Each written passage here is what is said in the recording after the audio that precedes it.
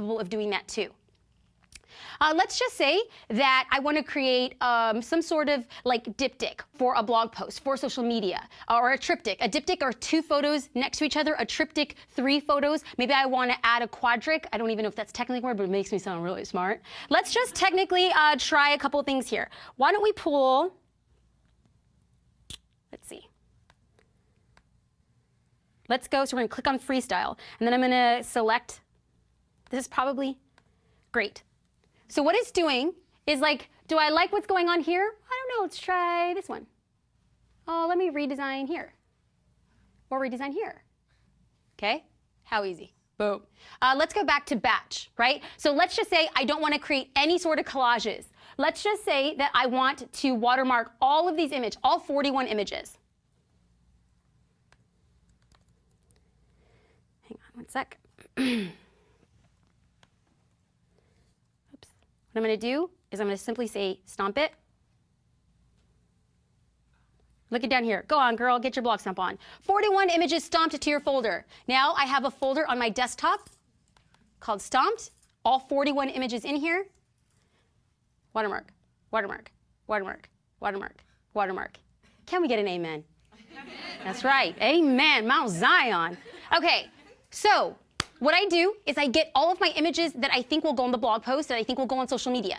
An average blog post for me has around 30 images from a wedding and 8 images from an engagement session. I've gone to blog posts in the past where photographers will have 50, 60 photos on their blog post, and I think that that's way too many because most of the time people aren't scrolling. You want what's online to be your best work. Anything beyond your absolute best work, put it into a slideshow. We're gonna get into a slideshow right there. So I wanted to do that demo. And a lot of the teammates that I'm talking about today, let's see, we're gonna talk about, in a past lesson, we talk about Photographer's Edit, we're talking about Blog Stomp, we're talking about My Album Designer, we're talking about Totally Right Actions. All of these sponsors have come on board with the bootcamp to offer discount codes. You can find the discount codes on the course page. So definitely dig into that. So that is what it looks like to prepare the images. Now these are how my images are prepared for my blog. Once I have the images for my blog, then I know that they're also prepared for Facebook, for Twitter, for Instagram. It's a one-time thing. So let's dig in back now that we have the images set up to go. We're gonna get back into the keynote. So once the images are blog ready, after using Blog Stomp, the first thing I'm going to do is the images are going to be prepped online and I'm going to blog them. My first marketing coup, blogging.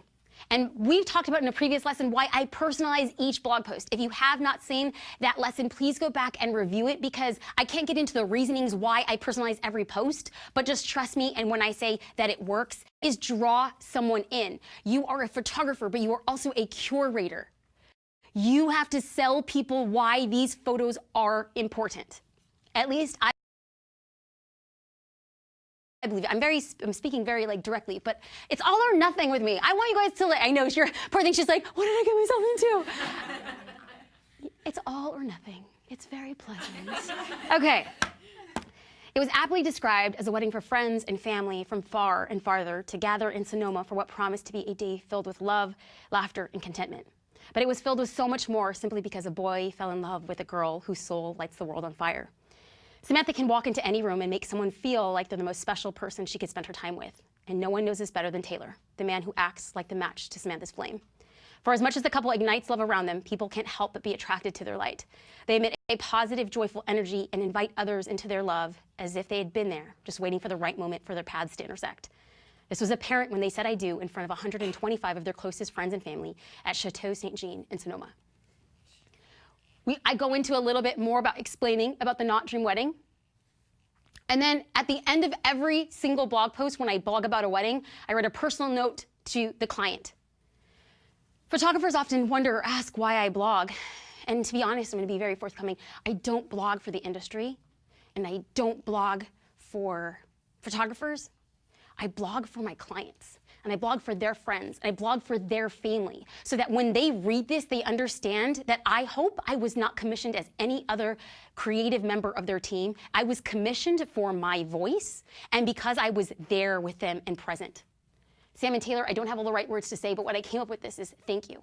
This is rather a small thing to say for how much I appreciate and adore you, but it's all I have. You made me feel like the luckiest photographer to document your love, and I'm happy to call you friends. Cheers to health, joy, and making memories. Much love and appreciation, J Star. What I did know in this situation is usually I will say, have fun in Greece or enjoy Tahiti.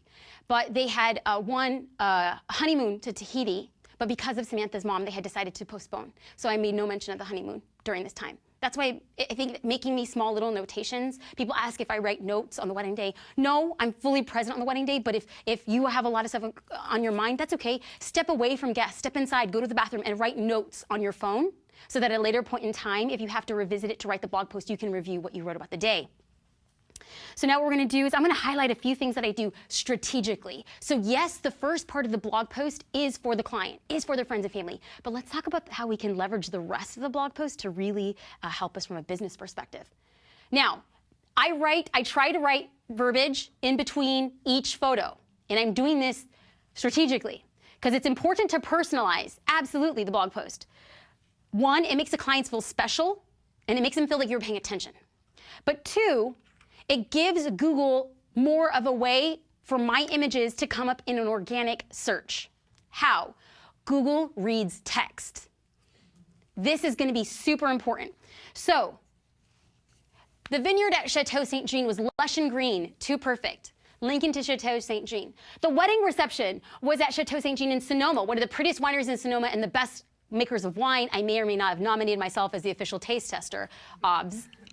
A few seconds into their first dance, the music stopped and the couple was surprised to hear that one of their favorite country singers, Kanan Smith, was going to serenade them with a special song. This was their reaction. A couple photos later, as part of the Not Dream wedding, the couple participated in an episode of the Food Network's Cake Wars. The cake was debuted at the wedding. Another one. Once guests departed, I had some time for bridal party photos along the St. Jean property. I'm using Chateau St. Jean all the time and hyperlinking it. That makes my post come up higher. I have labeled the photos in the post Chateau Saint Jean wedding photo _ When somebody types in Google Images Chateau St. Jean wedding, I want my image to come up at top. When somebody says first dance Kanan Smith, I want my blog post to come up.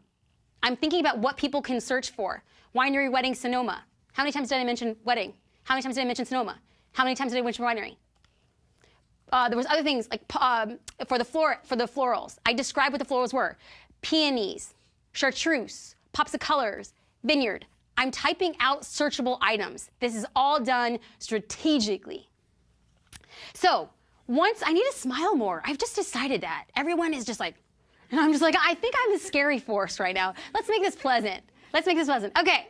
So once we have this blog post live, and once you guys know the strategy behind what it is that I'm doing, I'm going to get attention to this blog post in 3 main ways. 1, Twitter. 2, Instagram. 3, Facebook. And the order of their importance is starting with least to greatest.